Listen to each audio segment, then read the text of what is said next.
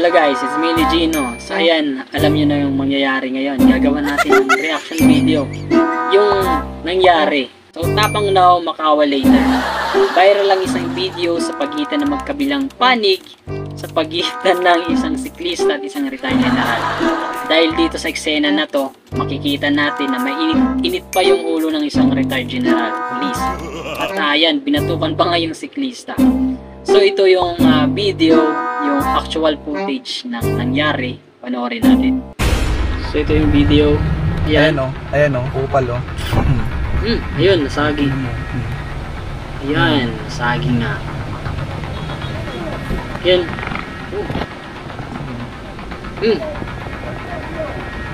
Grabe naman yan. Gago, may baril. So ayan, grabe naman yan guys. Ang angas ng datingan ng isang retired general police na yon.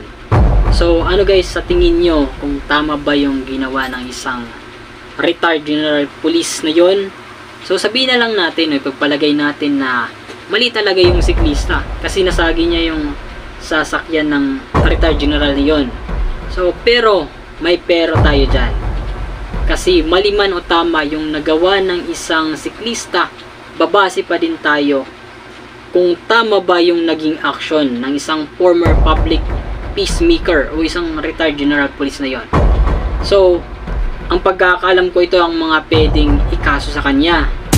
Ito ang mga kabilang sa mga pwedeng ikaso sa kanya: grave trait, slander by deed, reckless imprudence, physical injuries, violation of Republic Act 10591 or license to own and possesses a firearm, absence of permit to carry, to be determined.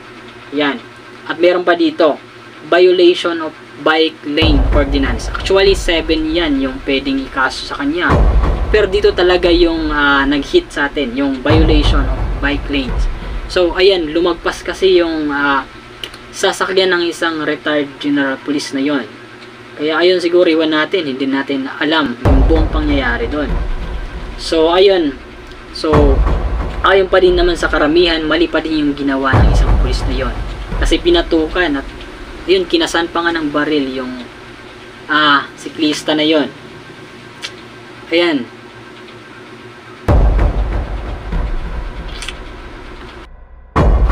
Ngunit sa kabila ng mga nangyari, nagpaliwanag pa din yung itong retired general nito.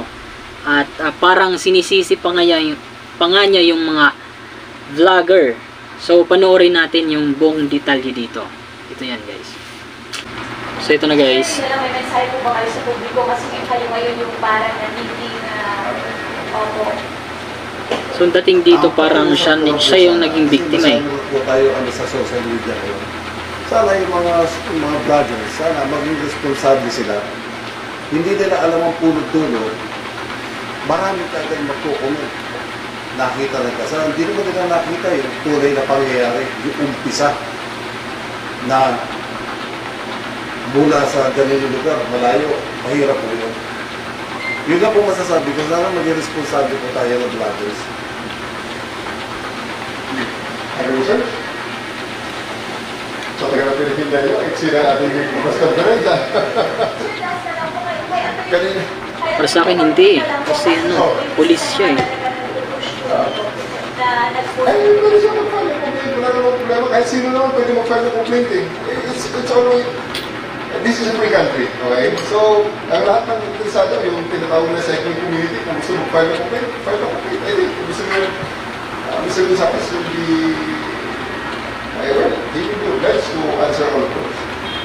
Sa ngayon, kaya natin na-address ito sa press call kasi ang kaso ngayon is nasa social media. This always in the court. Kalat na talaga yan sa social media. Nabuti siguro Mr. Gonzales na i-address din sa Court of Public Opinion. So, yun na nga, may statement na siya. Bibigay ko ng rapid. Statement mo?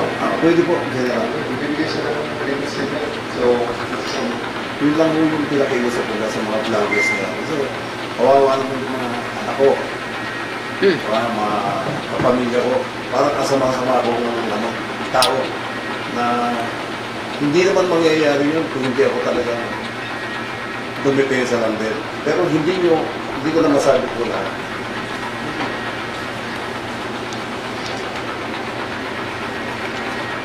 Okay? Ay, nako. Tama na kaya yun? Parang si Katrina, dejected din si... Parang gusto mo yung fireworks na yun eh. Okay. Station pa na. Pero yan, hayaan na lang natin sila. Kung ano yung mangyari doon. Grabe kasi yun. Si Boy. Gusto na gati mo libuto si Isip eh. Di pa rin kasi maiwasan sa mga tao na mag what if kung baril siya. Ganyan. Delikado kasi yung ginawa niya. Maraming salamat sa inyo.